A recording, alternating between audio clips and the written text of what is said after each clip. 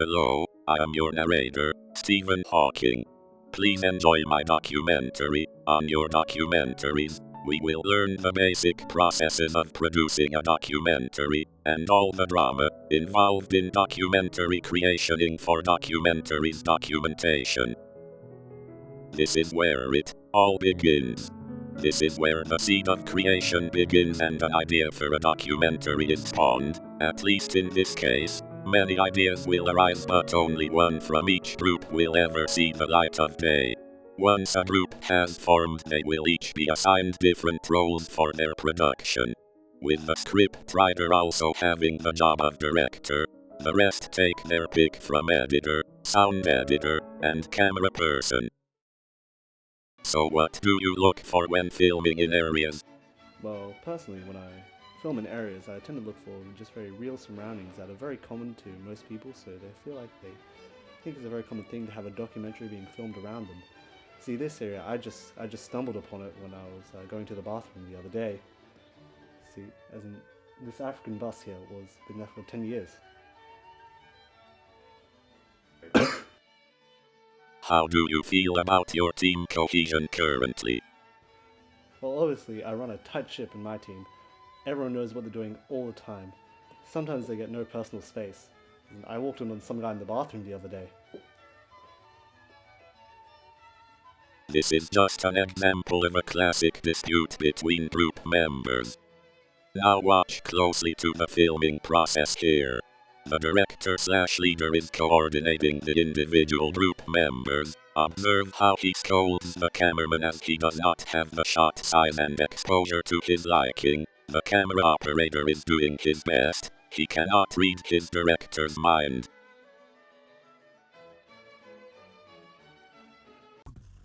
Do you believe your job is difficult? Especially since you don't really understand what your director wants from you. Well, yes, especially since my director is Chris. So, as the camera operator, do you feel like you are the most important member in the group? Well, obviously. I mean, the editors and people who work with sound wouldn't have anything to work with if it weren't for me. Do you have any idea what you're doing? Now watch closely as we quietly observe the editor of the tribe. The editor is usually present for the filming process. And whilst editing, he has a direct line of communication with the director, but in this case he is alone working away steadily. Let's see if we can get a bit closer. Oh no, it seems as if this editor has gotten a bit sidetracked.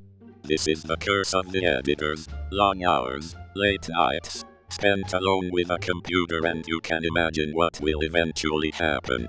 So how long have you been editing? I don't even remember how long anymore. I feel like I was born editing. I was asking you a different question. It doesn't matter, we can cut this out. We can, I can answer it again and we can just do cuts and stuff, okay? Okay. Interesting. So would you say your job is very tedious and time consuming? Tedious.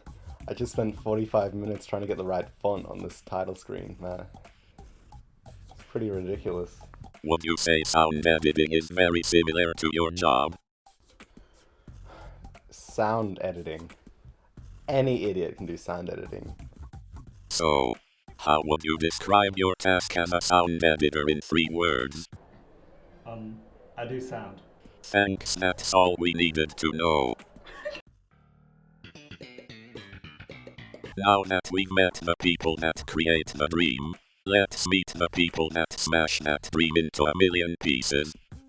What are your opinions on the moderately biased marking system with which you inflict unjust grades upon students, who are either being overmarked or undermarked, not achieving their parents' desired marks, causing them to feel unneeded pressure in times where they need a stress-free environment to perform at their peak, during their plethora of exams?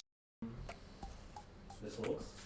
I'm devastated by the declining bee population because of my ability to eat good food and drink nice drinks and function in a world with beauty products. because it'll have a massive impact on my life, the declining bee population. I think everyone should be very, very worried about it. Very interesting opinions from Mr. Gordon and Miss Hawks.